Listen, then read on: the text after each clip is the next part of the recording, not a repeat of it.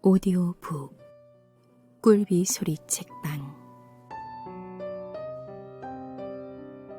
최진영 장편 소설 구의 증명.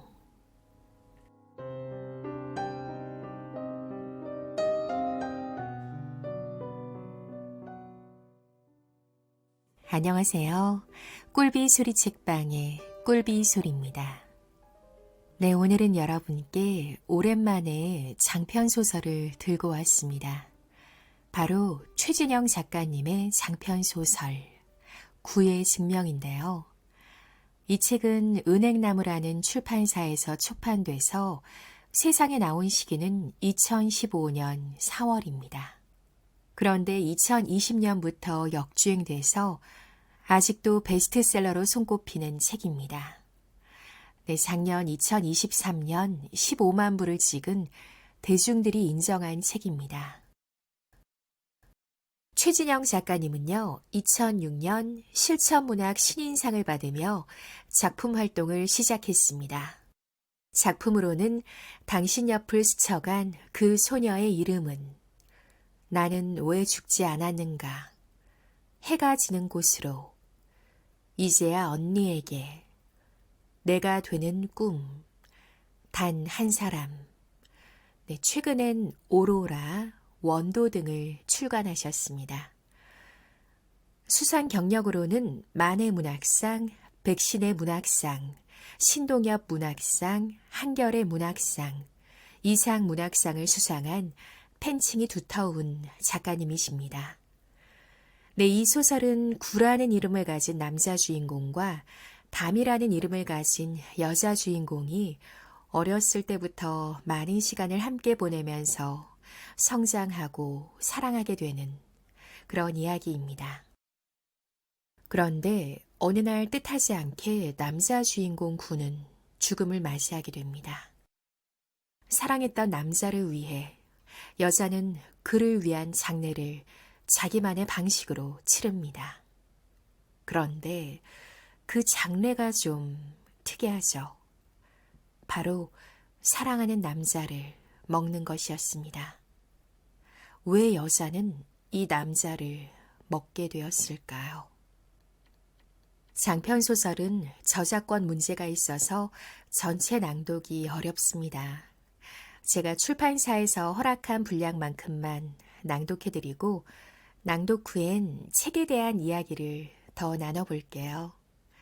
네, 끝까지 들어주시고요. 듣기 전에 좋아요, 구독, 알림 설정까지 부탁드립니다. 구와 다미의 지독한 사랑 이야기, 최진영 장편 소설 구의 증명, 함께 감상하시죠.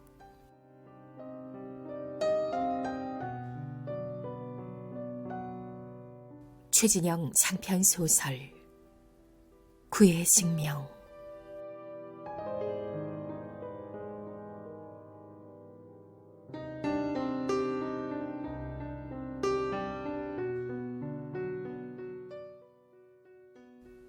천년 후에도 사람이 존재할까? 누군가 이 글을 읽는다면 그때가 천년 후라면 좋겠다.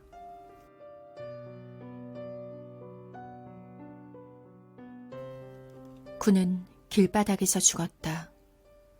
죽은 구는 꼭 술에 취해 곤히 잠든 사람 같았다. 나는 길바닥에 앉아 죽은 구를 안고서 새벽이 오기를 기다렸다.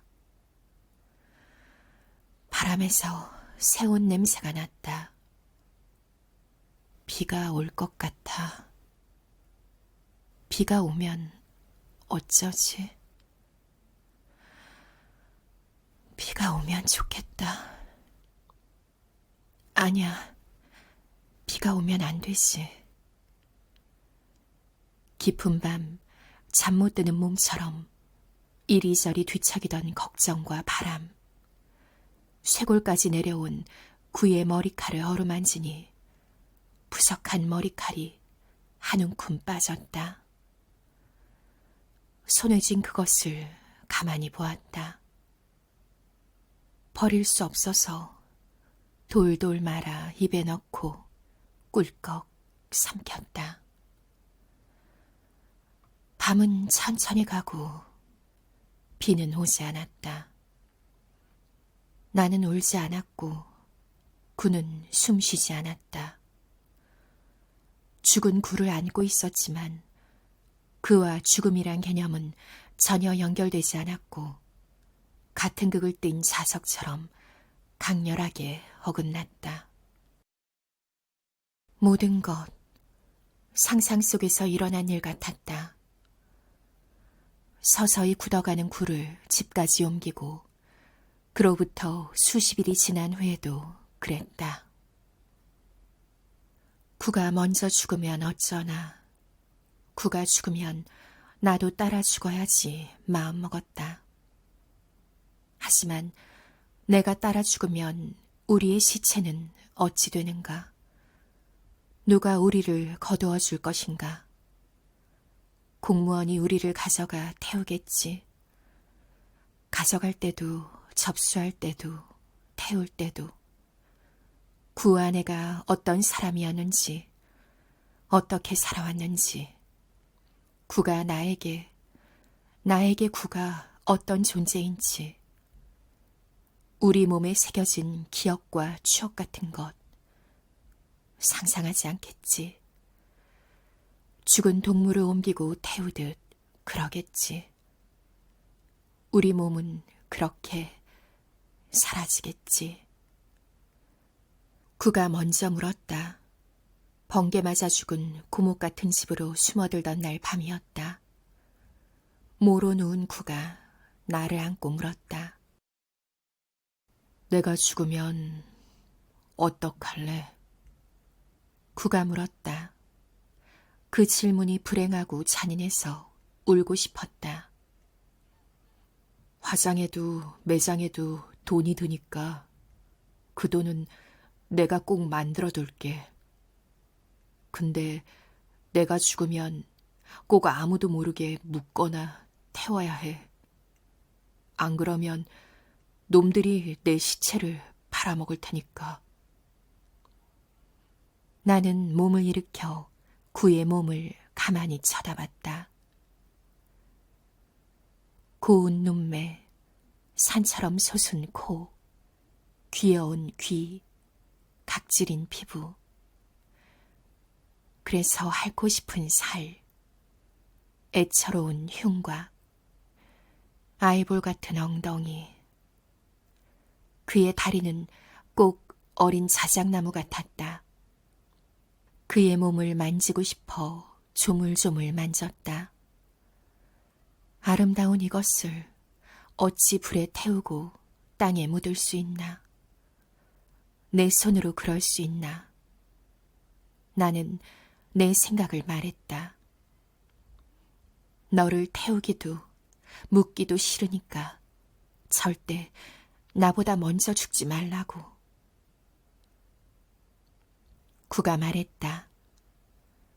만약 내가 먼저 죽는다면 나는 너를 먹을 거야. 구의 몸을 잘 감추고 나도 따라 죽겠다는 다짐은 취소다. 그건 구가 죽지 않았을 때에나 할 수 있었던 나약하고 병신 같은 생각이다. 구의 몸을 잘 감추겠다니 대체 어디에 감추겠다는 말인가? 살아있는 구도 감추지 못하고 결국 들켜버린 주제에 나도 따라 죽겠다니 그것이야말로 가장 좋지 않은 방법이다. 나는 너를 먹을 거야. 너를 먹고 아주 오랫동안 살아남을 거야. 네가 사라지도록 두고 보진 않을 거야. 살아남을 거야. 살아서 너를 기억할 거야. 아무도 알아서는 안 된다. 구의 죽음을. 구의 죽음에 관심 없는 사람들은 어떤 애도도 표하지 않을 것이다. 단 1초도 구의 삶을 상상하거나 구의 죽음을 슬퍼하지 않을 것이다. 어떤 이는 차라리 잘 되었다고 말할 것이다. 그렇게 사는 게 사는 거냐고, 답 없는 삶이라고 말할 것이다. 살면서 이미 그런 말을 수차례 들었다. 그런 구가 진짜 죽었다. 죽었는데도 그런 말을 듣게 할 수는 없다. 죽었는데 잘 되었다니 견딜 수 없다. 지금도 구를 찾고 있을 자들이 구의 죽음을 한다면 분명 구의 몸을 팔려고 할 것이다. 구의 몸을 당당히 가져가서 닭고기 팔듯 팔 것이다. 그들에게 구는 살아있는 사람이어야 한다. 구를 미친 듯 찾게 만들고 찾지 못하여 미치게 해야 한다. 어째서 사망신고를 해야 하는가? 무엇을 위하여? 누구를 위하여? 구가 죽었다고 내 이름으로 그것을 증명해야 하는가? 그럴 수 없다. 여기 내 눈앞에 있는데, 이렇게 아름다운 몸이 있는데, 만지고 안을 수 있는데, 그 누구도 몰라야 한다. 12살 때 일이다. 아이들이 우리를 놀리기 시작했다. 둘이 사귀네, 손을 잡고 걸어가네, 뽀뽀를 하네, 서로의 거시기를 만지네 등등의 말을 우리 옆을 지나가며 노래 부르듯이 했다. 그런 소문이 도니까 그 누구도 구와 나를 친구로 대해주지 않았다.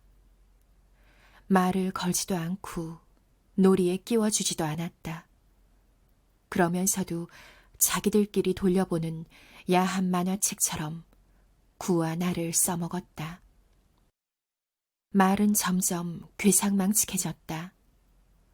떠도는 이야기 속에서 구와 나는 술을 마시고 담배를 피우고 부모님의 돈을 훔치려고 도둑질을 하다가 딱 걸려서 집에 불을 지른 애들이 되어 있었다.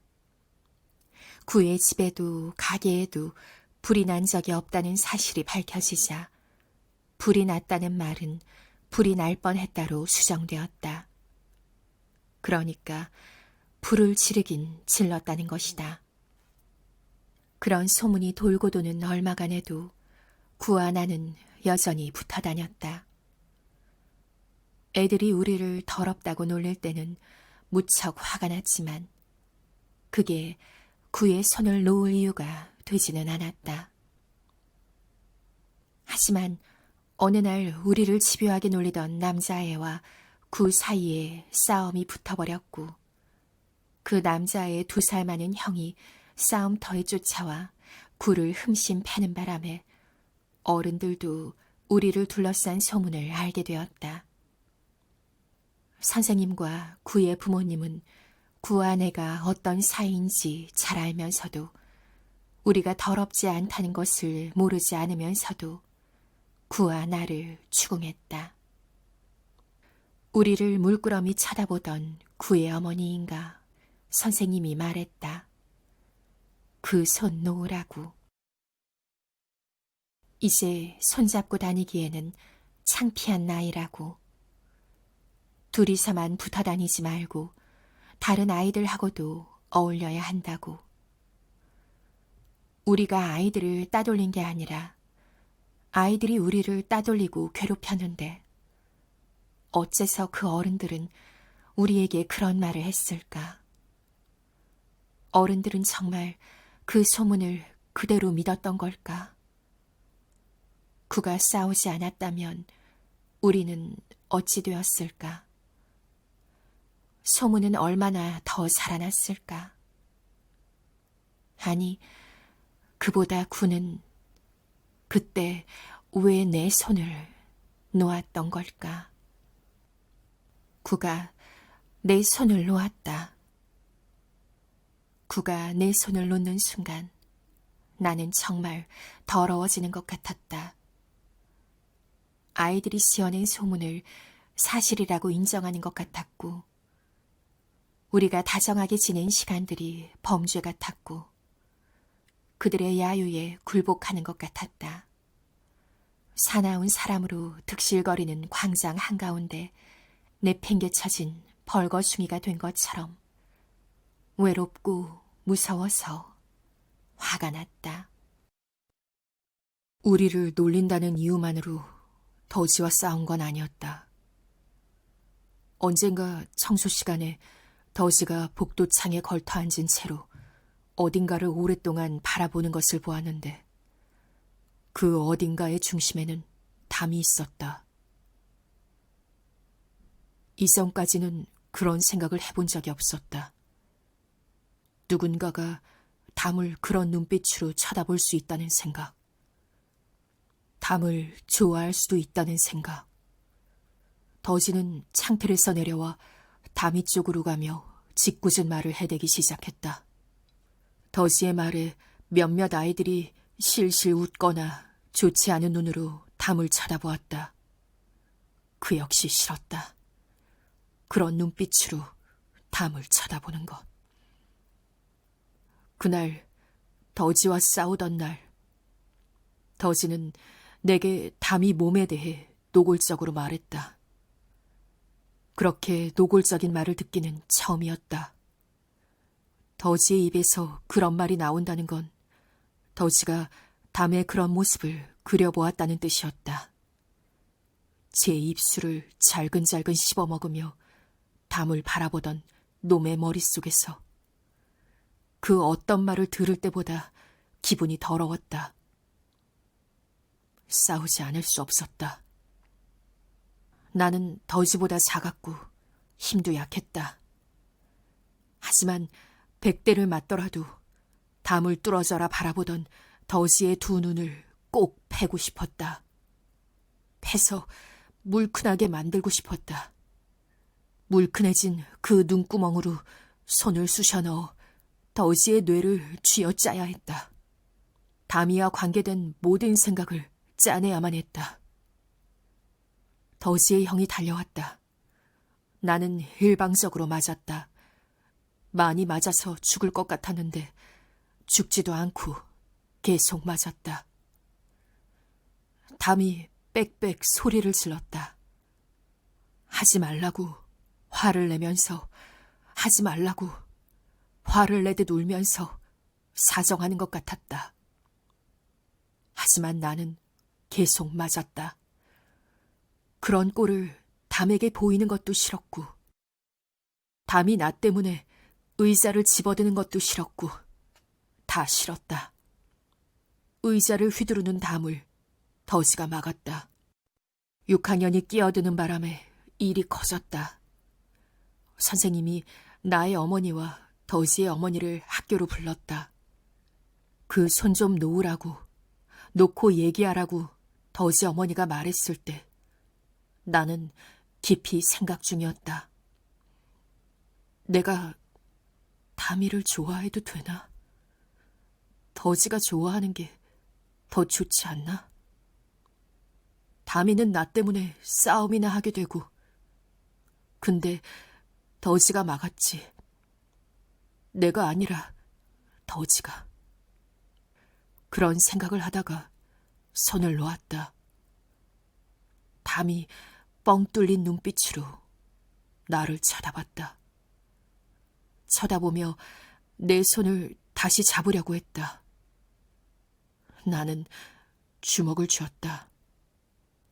아무리 힘을 줘도 꽉 쥐어지지 않았다. 담이는 내 주먹을 자기 손바닥으로 감쌌다가 더 꼭 감쌌다가 놓았다. 화가 난 듯 놓았다가 다시 잡았다. 손가락에 힘을 줘 내 주먹을 펴려고 하다가 그만두었다. 이후 우리는 너 왜 여기 있느냐고 서로에게 물었던 그날 이전으로 돌아갔다. 어디에서 마주치더라도 그저 스쳐 지나갔다. 다미는 나 때문에 싸움이나 하게 되고, 다미를 마주칠 때마다, 절로 다미 생각이 날 때마다 혼자 중얼거렸다. 중학교에 진학한 후에는 구를 도통 볼 수 없었다. 구와 멀어진 후에도 늘 구를 생각했다. 우리가 함께하던 지난 날을 생각하고 구가 어디에서 무엇을 하고 있을까 상상하고 구도 나를 이렇게 생각할까 궁금해하고 생각은 돌고 돌아 구를 미워하는 쪽으로 돌아서고 그래서 구 아닌 다른 것, 다른 사람, 학교나 공부 따위 생각할 여력이 없었다. 그러니 그것들이 재미없다는 생각 또한 하지 못했다. 구에 대한 생각이 서서히 옅어지고 그 자리에 다른 생각이 들어오자 비로소 실감할 수 있었다. 구는 엄청나구나. 구 대신 들어온 다른 것들이 터무니없이 옅고 가벼워서 구의 밀도를 대신하지 못했다. 구에 비하자면 친구나 공부나 학교 따위 너무도 시시했던 것이다. 구는 내 생각을 하지 않는가 보다. 어쩐지 그런 확신이 들었다. 우리가 특별한 사이라면 내가 이렇게 구를 부르는데 구가 모를 리 없지 않나.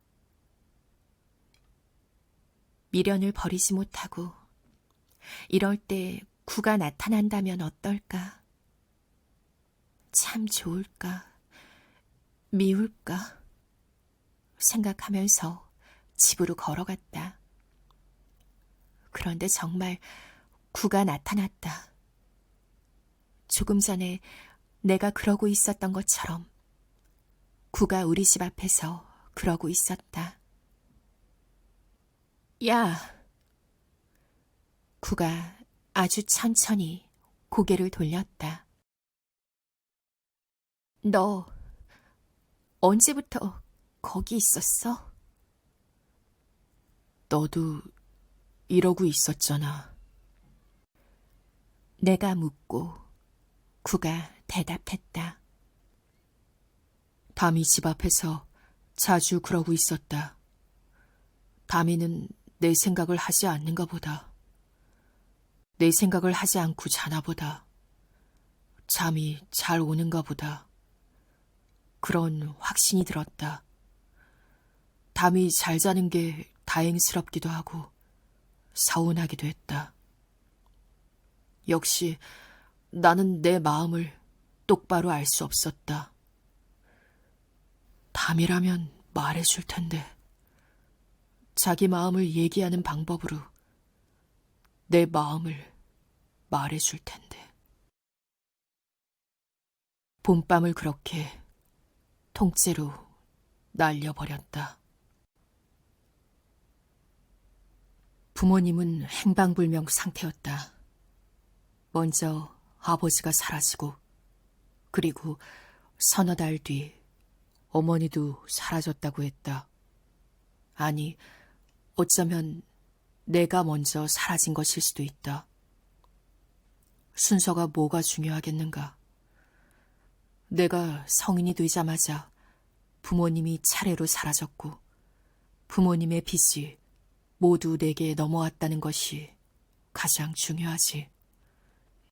부모님이 원래 안고 있던 빚에다 성인이 된 나를 보증인으로 세우고 빌린 돈까지 눈덩이처럼 불어있다는 것. 원금보다 이자가 더 크다는 것. 그게 가장 중요하지. 사채업자에게 빌린 돈이 문제였다. 부모님에게 돈을 빌려주는 곳은 그런 곳뿐이었다. 부모님은 어째서 자꾸 빚을 질까? 갚지 못할 걸 알면서도 왜 자꾸 그럴까? 그건 10대 때의 의문이었다. 갚지 못할 걸 알기에 빚을 진다는 결론을 내렸었다. 빚을 갚기 위해 빚을 지는 거라고. 빚이 내게로 넘어오자 모르겠다. 정말 모르겠다는 생각만 들었다. 놈들은 모르는 게 없었다. 내가 제대했음을, 돈이 나올 구멍은 나뿐임을 그자들은 잘 알고 있었다. 나는 그들을 만족시킬 만큼 젊었고, 젊었다는 것은 내게서 돈을 뽑아낼 수 있는 시간이 그만큼 기나 길게 남았다는 뜻이었다. 처음에는 돈을 갚는다는 개념이었는데 차차 갚는 게 아니라 갖다 바친다는, 상납한다는 개념으로 변했다. 장부에 적힌 숫자는 줄어들지 않고 늘어나기만 했다. 그들의 계산대로라면 평생 돈을 벌어 그들에게 줘야 했다. 노예가 된 것이다. 계획을 세운다는 것 자체가 불가능했다. 담은 내 곁을 떠나야 했다. 그게 옳았다. 우린 헤어질 수가 없어. 담이 말했다. 넌 정말 그걸 몰라? 이 병신아, 세상에 헤어질 수 없는 사이가 어디 있어. 우린 헤어져야 더 잘 살아. 이렇게 말했어야 했을까? 꺼지라고 욕하며 쫓아내야 했을까? 그렇게 하는 것이 사랑에 훨씬 가까웠을까? 할 수 있는 일은 다 했다. 이삿짐도 나르고 공사장 일도 했다. 대리기사도 하고 주차 요원도 했다. 몇 달간 웨이터로 일하다가 호스트바로 들어갔다. 호스트바에서도 만족스러울 만큼 돈을 벌어들이지 못하자 그들은 나를 바다로 보내려고 했다. 진짜 노예로 팔아버릴 셈이었다. 도망가자. 담이 말했다. 더 늦기 전에. 내가 대답했다. 그만둬. 무슨 뜻이야? 씨발, 나한테서 떨어지라고. 낮고 차가운 소리가 나를 뚫고 나왔다. 담의 눈을 피하지도 않고 말을 흘리지도 않고 슬프거나 괴로운 표정도 없이. 나는 내가 너를 좋아지게 하는 사람이면 좋겠어. 근데 그게 안 되잖아. 앞으로도 쭉 안 될 것 같잖아. 그의 목소리는 냉랭했지만 그의 눈동자는 버려진 아이처럼 겁에 질려 있었다. 내가 있든 없든 나는 어차피 외롭고 불행해. 나는 고집스럽게 대꾸했다. 행복하자고 같이 있자는 게 아니야. 불행해도 괜찮으니까 같이 있자는 거지.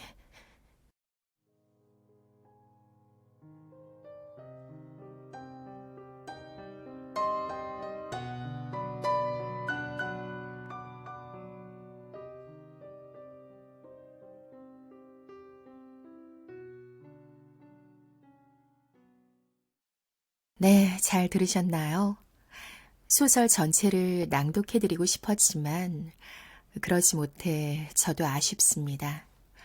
네, 소설의 내용이 궁금하신 분들은 직접 구입해서 보셔도 좋을 것 같습니다. 네, 저는 책을 읽으면서 밑줄 긋고 싶은 대사들이 너무 많더라고요. 구매하셔서 밑줄 그으시면서 곱씹어봐도 좋을 문장들이 많습니다. 네, 저는 구의 증명을 읽기 전에 몇몇 리뷰들을 봤어요. 카니발리즘? 한마디로 식인을 다룬 이런 소재이기 때문에 호불호가 많이 갈린다. 그런데 저는 아니었어요. 이 소설은 식인, 사람을 먹는 것, 그런 것보다 저에게는 지독한 사랑 이야기로 다가왔습니다. 그냥 두 남녀의 처절하고 절절한 사랑이 더 부각되고 그 지독한 사랑만 보이더라고요. 저는 담이 굴을 먹고 있지만 그것은 인간의 육체가 아니라 그냥 구의 존재. 그러니까 그냥 구와 공유했던 기억들, 사랑하는 사람의 모습, 그런 걸 담이 자신의 몸에 집어넣는 느낌이었어요. 그 기억들이 사라지지 않게. 담이가 굴을 자신의 육체 안에 막 채워넣는 느낌. 그를 먹는 것은 그의 시간을 먹는 것이고 그의 과거를 통째로 삼키는 일이었을 겁니다. 담은 완전히 자신의 몸속에 그를 씹어 넘깁니다. 왜냐하면 그래야만 구는 죽지 않고 그녀 안에 살 수 있기 때문입니다. 그녀는 그렇게 고통스럽게 구를 꾸역꾸역 씹어 삼킵니다. 네, 최진영 작가님은 문장력이 너무 훌륭하시죠. 나는 너여야만 하고 너도 나여야만 하고 그럴 수밖에 없는 이유. 그토록 사랑했던 구를 태워버릴 수도 묻어버릴 수도 없는 마음. 차라리 그 모든 것을 내 속에 다 담아내고 싶다는 담은 구를 뜯어먹으며 후회하기도 합니다. 하지만 끝까지 먹기 위해 스스로를 때려가며 먹습니다. 이 상실과 애도의 심정을 하나하나 퍼즐 풀어내듯이 담담하게 적어내려가서일까요? 분명 죽은 사람을 입으로 뜯어서 꿀꺽꿀꺽 삼키고 있지만 혐오적이거나 잔인하거나 공포스럽지 않습니다. 그 둘의 끊어질 수 없는 연결고리, 감정, 추억, 그리움, 그런 것들로 똘똘 뭉쳐진 이 찐득하고 진한 감정들.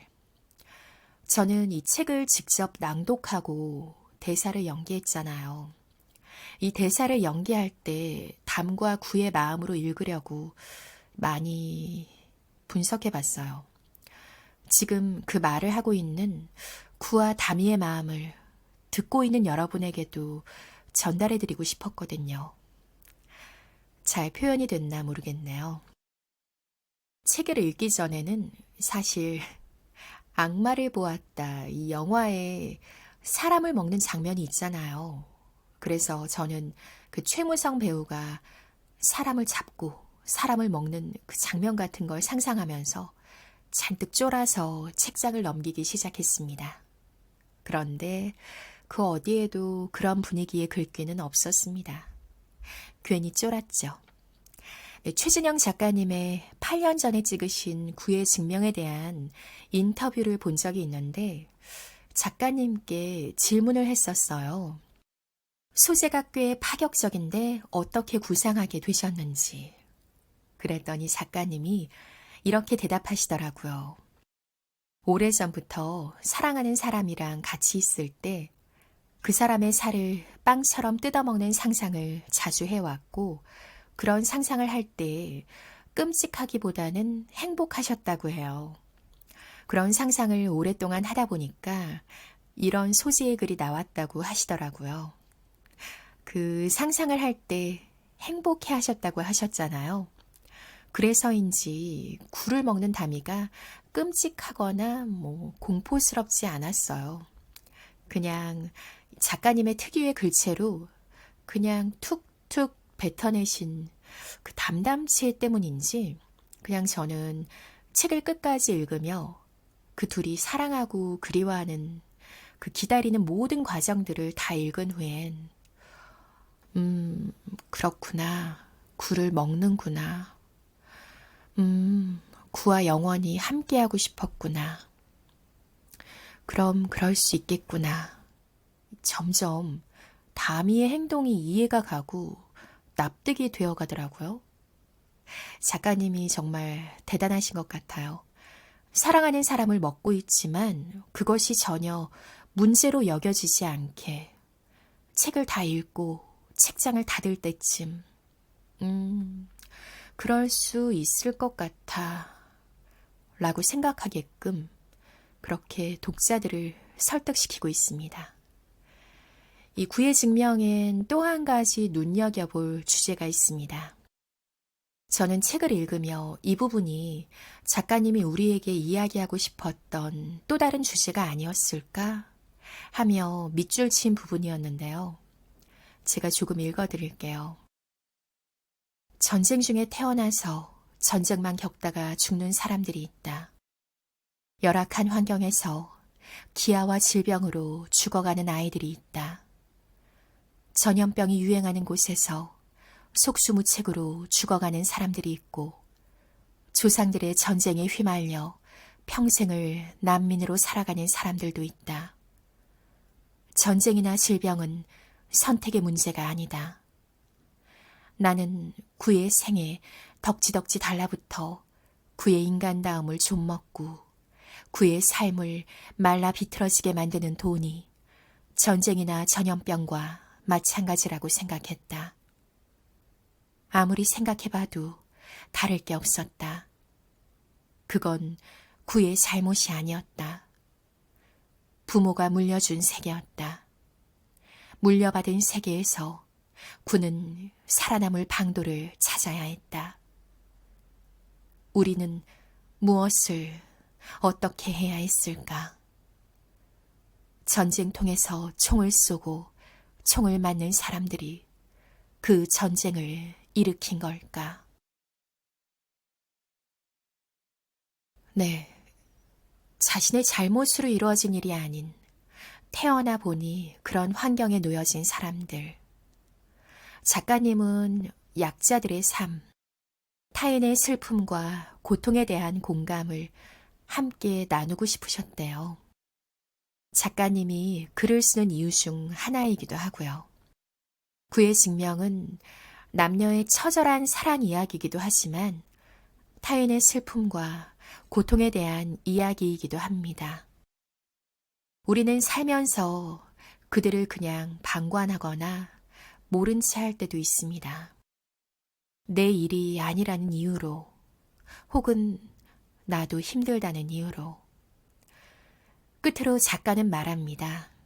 여러분의 사랑하는 사람이 현실에서 내 눈 앞에서 생명이 꺼지는 걸 상상해 보라. 그 후에 우리들의 표정을. 우리는 얼마나 준비가 되어 있는지, 상실에 대해, 남겨진다는 것에 대해. 사람은 누구나 원치 않게 슬픔과 고통이 전쟁처럼 일어날 수 있다. 네, 오늘은 여기까지입니다. 좋아요와 댓글 부탁드립니다. 네, 지금까지 꿀비 소리였습니다. 안녕히 계세요.